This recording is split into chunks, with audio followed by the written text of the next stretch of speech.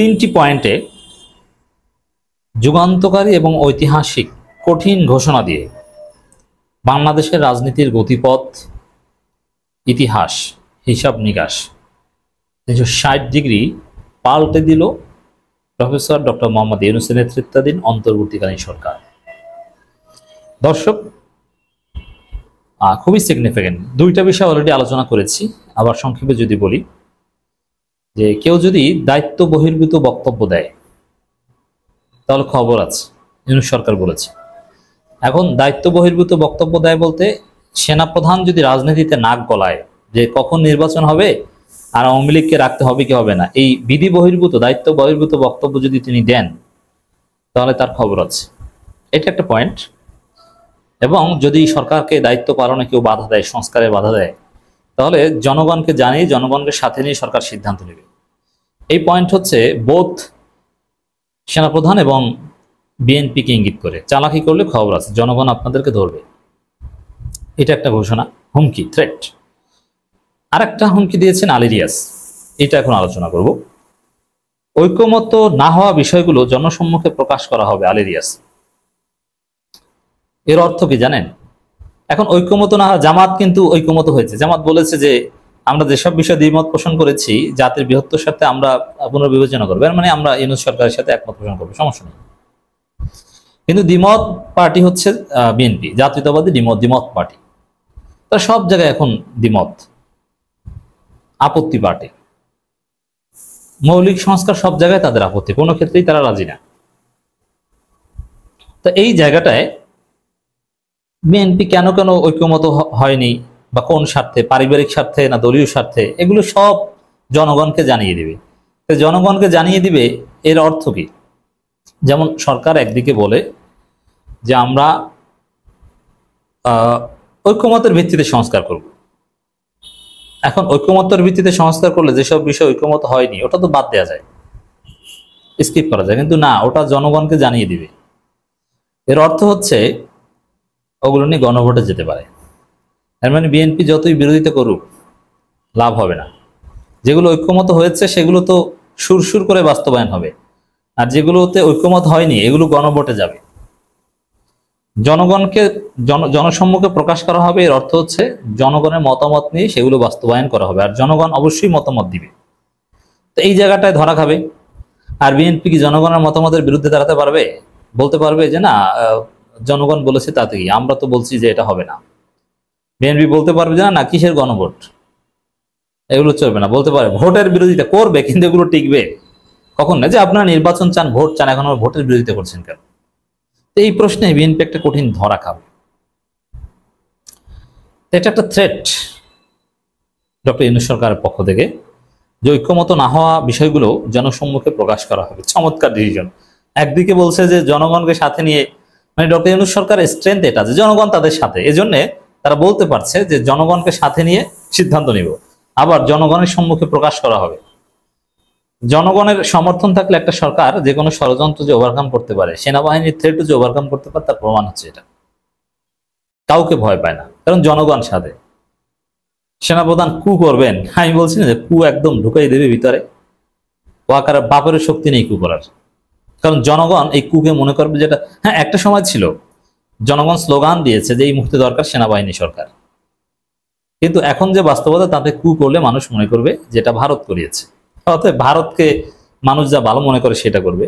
ওই ট্যাং টং খেয়ে ফেলবে আমাদের তরুণরা, কিচ্ছু করতে পারবে না।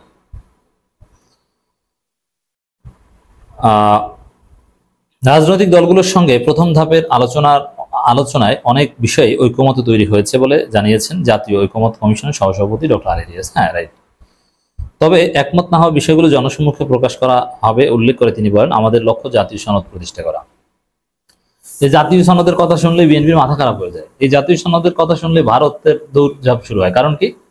এই জাতীয় সনদ হলে, জাতীয় সনদ মানেই ৭১ ব্যবসা শেষ হয়ে যাওয়া। জুলাই ভিত্তিক, জুলাই সনদ, জাতীয় সনদ, এগুলো হলে ৭১ ব্যবসা বাংলাদেশে থাকবে না। তিনি বলেন, প্রথম ধাপের আলোচনায় বিভিন্ন বিষয়ে ঐক্যমত তৈরি হয়েছে। এছাড়া যেসব বিষয়ে ঐক্যমত সৃষ্টি করা যাবে না সে বিষয়ে জনসম্মুখে প্রকাশ করা যাবে। এর মানে তারপর জনগণ যদি চায় সেটা বিবেচনা করা হবে। জনগণ চাইবে যে এটা হতে হবে, বিভিন্ন সিভিল সোসাইটি আউটফিট বলবে যে না এটা হতেই হবে, তারপর বল ঠিক আছে, জনগণের কাছে জিজ্ঞেস করি যে জনগণ চাই কিনা। রাজনৈতিক দলগুলো তো এটা সমাধান দিতে পারলো না, এখন জনগণের কাছে যাই। জনগণ হচ্ছে ফাইনাল স্টেজ। এর মানে রাজনৈতিক দলগুলো ঐক্যমত যেগুলোতে না হবে সেগুলো বাস্তবায়ন বাংলাদেশে হবে, সংস্কার হবে। এটা একটা যুগান্তকারী সুখবর। তিনি বলেন ঐক্যমত কমিশনের মেয়াদ 6 মাস। আমরা এখন নির্ধারিত সময়ের মাঝামাঝি পর্যায়ে আছি। ওই সময়ে 33টি রাজনৈতিক দলের সাথে আলোচনা হয়েছে। আলোচনায় কিছু বিষয় একমত হয়েছে, আবার কিছু বিষয় একমত হয়নি। সংস্কার অসীম সম্ভাবনা তৈরি হয়েছে। এই সুযোগটি কাজে লাগাতে হবে। মানুষের ত্যাগের প্রতি দায় ও দায়িত্বের জায়গা থেকে কাজ করে যাচ্ছে। তিনি আরো বলেন ঐক্যমত গঠনে শুধু রাজনৈতিক দলের সাথে বৈঠক যথেষ্ট নয়। এটা আরো সিগনিফিকেন্ট পয়েন্ট, যে রাজনৈতিক দলগুলোই সব, যেমন বিএনপি যেটা মনে করে যে আমরাই সব। না, রাজনৈতিক দলগুলো সব না, এদেশে অনেক স্টেক হোল্ডার্স আছে, সিভিল সোসাইটি আছে, জনগণ আছে at the end of the day. অতএব বিএনপির কথা সরকার পিছিয়ে উঠবে, মোটেও এরকম না বিষয়টা। এই জন্য নাগরিক সমাজের সাথে আলোচনার প্রয়োজন রয়েছে। নাগরিক সমাজের অংশগ্রহণ ব্যতীত সংস্কার কার্যক্রম অগ্রগতির সুযোগ নেই বলে মন্তব্য করেন। এখন নাগরিক সমাজ ডক্টর ইউনূসের পক্ষে। নাগরিক সমাজ বলতে যাদেরকে বোঝানো হয় তারা প্রফেসর ইউনূসের পক্ষে সমর্থন করবে। যেমন দেখেন, এই বিএনপি যেসব বিষয়ে ইখতিলাফ করছে, যে একই ব্যক্তি সরকার প্রধান এবং দলীয় প্রধান হতে পারবে না, এটা বিএনপি মানে না। এক ব্যক্তি দুইবারের বেশি প্রধানমন্ত্রী হতে পারবে না, এটা বিএনপি মানে না। কিন্তু নাগরিক সমাজ বলতে বাংলাদেশে আপনি যাদেরকে সংজ্ঞায়িত করবেন তারা সবাই এটা মানে। সিভিল সোসাইটি চায়, এখন সিভিল সোসাইটি চায়, জনগণ চায়, আর বিএনপি চায় না, তাহলে কোনটা হবে? অধিকাংশ জনগণ যেটা চায় সেটা হবে। তো সেখানে বিএনপি ধরা খেয়ে যাবে। তাহলে দর্শক, কোনো বিষয় নিয়ে বিএনপি বাড়াবাড়ি করতে পারবে না। বাড়াবাড়ি করলেই গণভোট ধরিয়ে দিবে, তারপরে বিএনপিকে জনগণ বিরোধী হিসেবে প্রমাণিত হবে। একটা বিষয় যদি বিএনপি আপোষে পিছু হটে, যে ঠিক আছে থাক, আমরা আপত্তি করেছিলাম, এখন যেহেতু অধিকাংশ মানুষ চায়, ঠিক আছে আপনারা ওইটাই করেন, যদি এভাবে আপোষ করে তাহলে ঠিক আছে, এটা বিএনপি শুভবুদ্ধি। আর যদি বিএনপি বলে যে না আমরা এটা মানি না, মানবই না, তখনই সরকার গণভোট দিবে। আর গণভোট দিলে কি হবে? তখন প্রমাণিত হবে যে বিএনপি গণবিরোধী, যে বিএনপি গণভোটে পরাজিত হয়েছে। বিএনপি যা চায় এদেশের জনগণ সেটা পরাজিত করে দিয়েছে, বিএনপিকে লাল কার্ড দেখিয়েছে। তখন ভোটের রাজনীতি বিএনপি আরো পিছিয়ে পড়বে, গণবিরোধী হিসেবে প্রমাণিত হবে। বিএনপির প্রতিপক্ষরা সমানে প্রচারণা চালাবে যে বিএনপিকে জনগণ চায় না, বিএনপি যা বলে জনগণ সেটা চায় না। অতএব বিএনপির জন্য যে কতটা কঠিন বিপজ্জনক পরিস্থিতি সামনে অপেক্ষা করছে সরকারের পক্ষ থেকে, এই 3টা পয়েন্টে থ্রেটের মাধ্যমে আপনারা এটা বুঝতে পেরেছেন। এবং এটা জনগণের জন্য সুখবর এবং সুন্দর সমাধান, যে না উল্টোপাল্টা কেউ করলেও কিছু করতে পারবে না। জনগণকে সাথে নিয়ে সিদ্ধান্ত নিবে, জনগণকে জানিয়ে দেওয়া হবে, প্রয়োজনে গণভোট দেওয়া হবে। এখন আপনি যা ভালো মনে করেন করেন, কি করবেন? জনগণ চায়।